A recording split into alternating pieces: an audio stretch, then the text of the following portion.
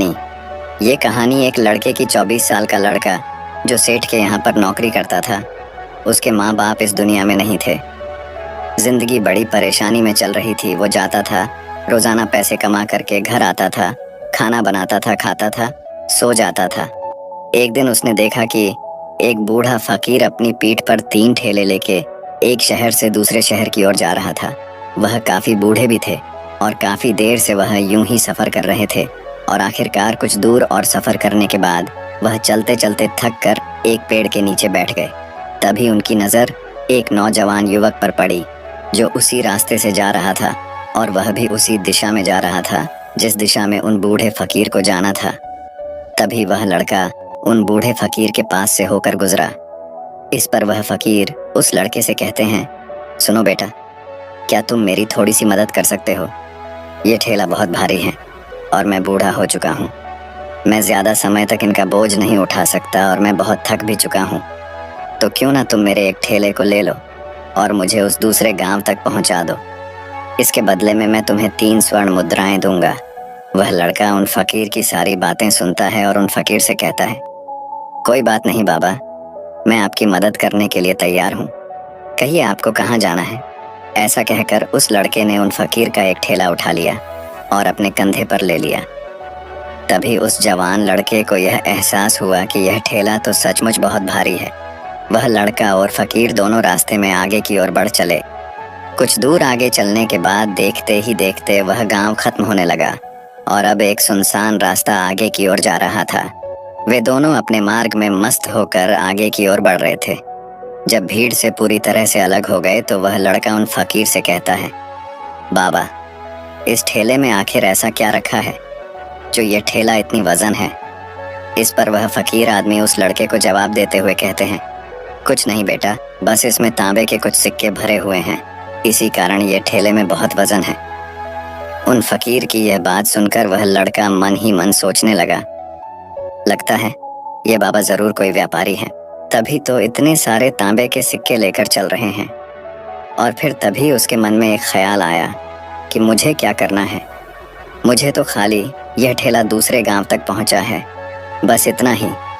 जैसे ही उसके मन में यह ख्याल आया, उसने तांबे के सिक्कों का वह ख्याल मन से निकाल दिया और अपनी धुन में मस्त होकर वह आगे की ओर चलने लगा। चलते चलते कुछ और समय बीता और वे दोनों एक नदी के किनारे जा पहुंचे। वह लड़का हट्टा कट्टा था और काफी चुस्त और तंदुरुस्त भी था, इसलिए वह बिना सोचे समझे उस नदी में उतर जाता है, किंतु वह फकीर अब भी किनारे पर ही खड़े थे। इस पर वह लड़का उन फकीर से कहता है, क्या हुआ बाबा, चलिए आइए, हमें यह नदी पार करनी होगी, तभी तो हम उस गांव तक पहुंच पाएंगे।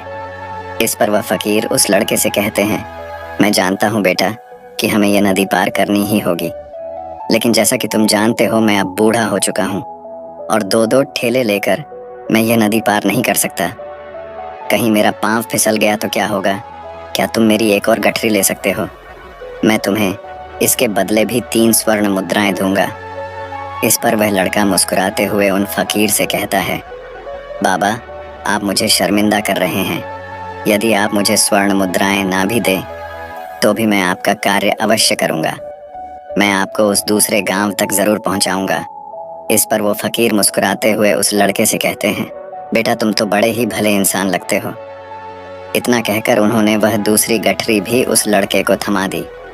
उस लड़के ने जब वह दूसरी गठरी अपने कंधे पर रखी तो वह गठरी भी उसे बहुत ज्यादा भारी लगी, लेकिन उसने वहां पर कुछ नहीं कहा।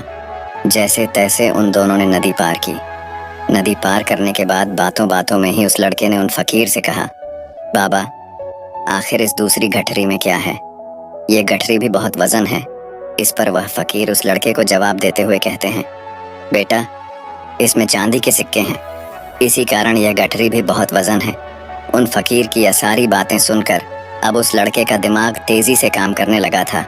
वह यह सोच रहा था कि एक ठेले में तांबे के सिक्के हैं और दूसरी में चांदी के। ऐसा प्रतीत होता है मानो यह फकीर बाबा कहीं दूर से आ रहे हैं और उन्होंने अपनी सारी जमीन जायदाद बेचकर ये सारे सिक्के इकट्ठे किए हैं, तभी तो वह इतना धन लेकर चल रहे हैं। लेकिन वह लड़का उन फकीर से कुछ नहीं कहता और वे दोनों चुपचाप मार्ग में आगे की ओर बढ़ते चले जाते हैं। कुछ दूर आगे बढ़ने के बाद एक बार फिर एक सुनसान राह आती है। उस सुनसान रास्ते को देखते ही उस लड़के के मन में तरह तरह के विचार उत्पन्न होने लगे। वह यह सोचने लगा, अरे यह तो सुनसान जगह है। अगर मैं यह सिक्के लेकर यहाँ से भाग जाऊं तो यह फकीर मुझे कब तक दौड़ाएंगे। मुझे नहीं लगता कि मुझे कभी पकड़ पाएंगे और यहाँ पर कोई है भी नहीं जो इनकी मदद कर पाए। और वैसे भी ये बहुत सारे सिक्के हैं, मैं इनसे एक अच्छी दुकान खरीद सकता हूँ, अपना नया व्यापार शुरू कर सकता हूँ। और वैसे भी ये बूढ़ा फकीर अब इन पैसों का क्या करेगा। इससे अच्छा तो मैं ही इन्हें रख लेता हूँ। वह लड़का यह सब बारे में सोच ही रहा था, तभी अचानक उसे खुद पर आश्चर्य हुआ। अरे मैं यह क्या सोच रहा हूँ, यह फकीर बाबा न जाने कहाँ से आ रहे हैं और क्या खोज करके इन्होंने इतने सारे पैसे इकट्ठा किए होंगे। मुझे इनका फायदा नहीं उठाना चाहिए। नहीं नहीं, मुझे ऐसा नहीं करना चाहिए। उसने कुछ देर के लिए तो अपने मन के विचारों को काबू कर लिया, लेकिन कुछ देर बाद उसके मन के विचार उस पर देखते ही देखते हावी होने लगे।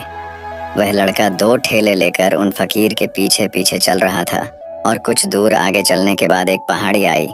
इस पर वह फकीर बाबा उस लड़के से कहते हैं, बेटा यह पहाड़ी मैं नहीं चढ़ पाऊंगा। मैं काफ़ी बूढ़ा हो चुका हूँ और मेरे घुटनों में भी दर्द रहता है। यदि तुम मेरी तीसरी गठरी भी ले लो तो मैं तुम्हें 3 और स्वर्ण मुद्राएं दूंगा, लेकिन याद रखना इसे कहीं गिराना मत, कहीं ये गठरियाँ खुल ना जाए। इस पर वह लड़का उन फकीर से कहता है, क्यों बाबा, आखिर इसमें ऐसा क्या है। इस पर वह फकीर उस लड़के से कहते हैं, बेटा इसमें स्वर्ण मुद्राएं हैं। यह सुनकर वह लड़का मन ही मन बहुत प्रसन्न हुआ। उसने चुपचाप वह गठरी भी उन फकीर से ले ली और देखते ही देखते वे दोनों मार्ग में आगे की ओर बढ़ने लगे। अब वह फकीर बिना कोई वजन लिए हुए आराम से पहाड़ की चढ़ाई पर चढ़ रहे थे, किंतु वह नौजवान लड़का जो पीछे था वह वजन के कारण बहुत धीरे धीरे चल पा रहा था। लेकिन जब से उसने सोने का नाम सुना था उसका मन तो छलांग मार रहा था। वह मन ही मन सोच रहा था, अगर मुझे यह सारा धन मिल जाए तो मेरा पूरा जीवन तो आराम से कट जाएगा। वैसे भी यह बाबा तो बूढ़े हो चुके हैं, भला इन्हें इतने पैसों की क्या ज़रूरत है। इनका जीवन तो वैसे भी कट चुका है। मैं एक काम करता हूँ, यह सारे पैसे लेकर यहाँ से भाग जाता हूँ। लड़के के मन में अनगिनत विचार उठ रहे थे। लड़के का मन अब उसकी बुद्धि पर पूरी तरह से हावी हो चुका था और उस लड़के का मन अपनी बात को सही साबित करने के लिए उससे कुछ भी कह रहा था। और तभी उस लड़के के मन में एक और विचार उत्पन्न हुआ और अब की बार वह लड़का यह सोच रहा था, लगता है यह फकीर बाबा कोई चोर है, वरना इनके पास इतनी सारे स्वर्ण मुद्राएं कहाँ से आएंगे। अगर ये कोई व्यापारी होते तो भला ये इस तरह से पैदल यात्रा तो नहीं करते, और अगर इनके पास इतने सारे पैसे थे तो ये कोई ना कोई साधन भी तो अवश्य कर सकते थे। लगता है ये कोई चोर है और चोर से चोरी करने में भला क्या बुराई है। ये सोचता हुआ वह लड़का अब उन फकीर से तेजी से आगे की ओर बढ़ रहा था और देखते देखते वह फकीर से आगे भी निकल चुका था। और वह यह सोच रहा था कि जैसे ही इस पहाड़ की ढलान आएगी मैं 3 गठरियाँ लेकर भाग जाऊंगा। इससे ये सारे पैसे मेरे हो जाएंगे और मेरी गरीबी भी हमेशा हमेशा के लिए दूर हो जाएगी। मैं जो चाहूँगा मैं वो कर पाऊँगा। मेरे पास बहुत सारा धन होगा। और देखते देखते वह दोनों पहाड़ की चोटी पर पहुँच गए और अब ढलान का रास्ता शुरू होने वाला था। तभी वह लड़का उन फकीर से नजरें बचाकर वह 3 गठरियाँ लेकर भागता हुआ आगे बढ़ गया। अब उसे अपना शरीर बहुत हल्का महसूस हो रहा था, मानो उसे उन 3 ठेलों का वजन तक न मालूम पड़ रहा हो। काफ़ी दूर दौड़ते दौड़ते किसी तरह से वह अपने आप को बचते बचाते अपने घर पहुंचा। उसके खुशी का कोई ठिकाना नहीं था। उसने सोचा, क्यों ना मैं जल्दी जल्दी इन गठरियाँ में से वो सारे पैसे निकाल लूँ।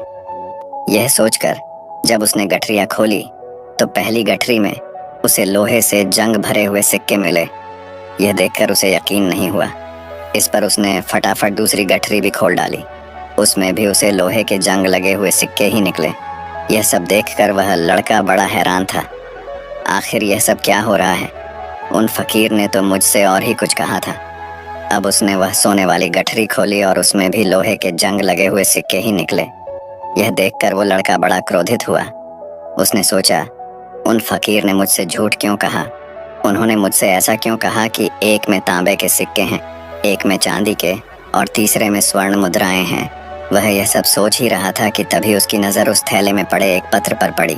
उसने वह पत्र उठाया और उस पत्र में लिखा था, यह पूरा नाटक ईमानदार व्यक्ति की खोज करने के लिए रचा गया है और मैं इस राज्य का राजा हूँ। मेरी कोई संतान नहीं और इसीलिए मैंने यह षड्यंत्र रचा है ताकि मैं अपने राज्य में किसी एक ऐसे ईमानदार व्यक्ति की खोज कर सकूं जो मेरे बाद इस राज्य का राजा बन सके और इस राज्य भार को संभाल सके। और इस राज्य का भार वही संभाल सकता है जो पूरी तरह से ईमानदार हो, जिसके मन में किसी प्रकार का कोई लालच ना हो। इतना पढ़ते ही वह लड़का जोर जोर से चिल्लाने लगा। वह सर पकड़कर बैठ गया। वो यह जानता था कि यदि वह अपने मन के विचारों पर काबू कर लेता तो उसका जीवन संवर सकता है, लेकिन वह अपने मन के विचारों पर काबू नहीं कर पाया। दोस्तों, महात्मा बुद्ध कहते हैं कि मन ही सब कुछ है। आप जो सोचते हैं वही बनते हैं। इसलिए आपका सबसे बड़ा दुश्मन भी आपको उतना नुकसान नहीं पहुंचा सकता जितना कि आपके मन के यह अनियंत्रित विचार पहुंचा सकते हैं। महात्मा बुद्ध कहते हैं, अपने भीतर ध्यान से देखो। हमारे भीतर जो विचार चल रहे हैं वही विचार शब्द बनते हैं और शब्द कर्म के रूप में प्रकट होते हैं। बार बार दोहराने पर कर्म बर्ताव में बदलता है और धीरे धीरे समय के साथ बर्ताव चरित्र में परिवर्तित हो जाता है और यही चरित्र हमारे भाग्य का निर्माण भी करता है। इसलिए हमें हमेशा अपने विचारों के प्रति सजग होना बहुत आवश्यक है। हमें जागरूक होना बहुत आवश्यक है। हमें यह जानना जरूरी है कि हमारे मन में किस प्रकार के विचार आ रहे हैं। आगे महात्मा बुद्ध कहते हैं कि कमजोरी हमेशा छोटे विचार से शुरू होती है। यह एक बीज के रूप में होती है और यदि इस बीज को नष्ट न किया जाए तो यह छोटा सा विचार बहुत जल्द ही एक विशाल वृक्ष का रूप ले लेता है और हमारी बुद्धि की सोचने और समझने की क्षमता को पूरी तरह से नष्ट कर देता है। जिस प्रकार आपने इस कहानी में देखा किस प्रकार उस जवान लड़के का मन उस पर हावी हो चुका था और उसकी सही और गलत सोचने की क्षमता पूरी तरह से नष्ट हो चुकी थी, जिस कारण वह यह समझ नहीं पाया कि उसे क्या करना चाहिए और उसके लालच ने उसके भीतर इतनी ऊर्जा भर दी कि वह तीनों ठेले उठाकर इतनी तेजी से वहां से भागता आगे भी बढ़ गया। इसीलिए जब आपके मन में पहली बार कोई गलत विचार उत्पन्न हो तभी उसे जड़ से उखाड़ देना चाहिए, अन्यथा वह विशाल वृक्ष का रूप लेगा और आपको किसी न किसी गलत राह पर वह ढकेल ही देगा। आप चाहकर भी उसे रोक नहीं पाएंगे। लेकिन अब आपके मन में यह प्रश्न उठ रहा होगा कि हम भला अपने मन के विचारों को कैसे नियंत्रित करें। हमारा मन तो इतना चंचल है, वह इतना शक्तिशाली है कि वह हम पर हावी हो ही जाता है। हम चाहकर भी उस पर नियंत्रण नहीं कर पाते। इसका जवाब में महात्मा बुद्ध हमें दो बातें समझाते हैं। पहली बात, सही इरादा विकसित करो। कई बार आपने देखा होगा कि आपके मन में कुछ और होता है किंतु आप कहते कुछ और है, क्योंकि आपके मन के भीतर जो कुछ बसा है वही आपके मुख से बाहर भी निकल रहा है। लेकिन जब हमसे वह गलती हो जाती है तो उसके बाद हमारा मस्तिष्क अच्छी तरह से काम करना शुरू कर देता है। हमारे सोचने और समझने की क्षमता एक बार फिर से जागृत हो जाती है और ऐसी अवस्था में हमें यह एहसास होता है कि हमसे गलती हो गई है और फिर हमारा मन दुखी हो जाता है। हमारा मन अफसोस से भर जाता है और इस भारीपन और दुख से बचने के लिए महात्मा बुद्ध हमें सही इरादा विकसित करने के लिए कहते हैं। इसके लिए जब भी आप कोई कार्य करने जा रहे हो तो सबसे पहले आपको यह खुद से पूछना चाहिए कि जो कुछ भी मैं करने जा रहा हूँ इसके पीछे मेरा इरादा क्या है। क्या मैं दूसरों को दुख पहुँचाना चाहता हूँ या दूसरों को नीचा दिखाने जा रहा हूँ या मुझे खुद को ऊपर उठाना है। खुद से सवाल कीजिए, खुद को जागृत कीजिए। जब आप इरादों के प्रति सचेत होने लगेंगे, जब आप विचारों के प्रति सजग होने लगेंगे, तभी आपके भीतर सकारात्मक ऊर्जा का प्रवाह होगा। तभी आप सकारात्मक इरादों से जुड़ने लगेंगे और आपके मन के भीतर बसी हुई वह नकारात्मक ऊर्जा और नकारात्मक इरादे दिन ब दिन कम होने लगेंगे। परंतु याद रहे, आपको यह हर रोज करना होगा और आपको यह हमेशा ध्यान रखना होगा कि आपको केवल अच्छा सोचना है। आपके इरादे हमेशा अच्छे होने चाहिए, तभी आप दुख और तकलीफों से बच सकते हैं। अन्यथा आप इसी तरह से दुख और तकलीफों में घिरे ही रहेंगे और आप कभी इससे निकल नहीं पाएंगे। दूसरी बात, मन के प्रति सजगता विकसित करो, जिससे आपका मन देखते देखते शांत होगा और आपके मन के भीतर बसी हुई वह नकारात्मक ऊर्जा, नकारात्मक विचार खत्म होने लगेंगे। और आप शांति की ओर आगे बढ़ेंगे।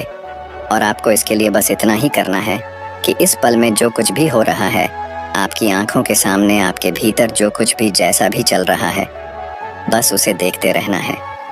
अपने मन के अच्छे बुरे विचार, अपनी भावनाएं और अपनी यादों पर बिना प्रतिक्रिया दिए उन्हें केवल देखते रहना है, जिससे आपके मन के सारे विचार देखते ही देखते खत्म होने लगेंगे। आपका मन खाली होने लगेगा और आप नकारात्मक विचारों से, न सोच से बच सकते हैं और आप इन दुख और तकलीफों से भी दूर रह सकते हैं। इसीलिए महात्मा बुद्ध कहते हैं, जो स्वयं को देखता है वही सबसे बड़ा तपस्वी है। अर्थात जो अपने मन में चल रहे उन विचारों को बिना प्रतिक्रिया दिए हुए केवल देखता है और उन पर कोई भी प्रतिक्रिया नहीं करता, बस उन्हें देखता और समझता है, वास्तविकता में वही मन पर नियंत्रण भी कर सकता है और वही अपना जीवन सुखी और खुशहाली तौर पर जी सकता है। इसलिए यदि आप भी अपने जीवन को सुखी और खुशहाल बनाना चाहते हैं, तो आपको सबसे पहले अपने मन पर नियंत्रण साधना ही होगा। अपने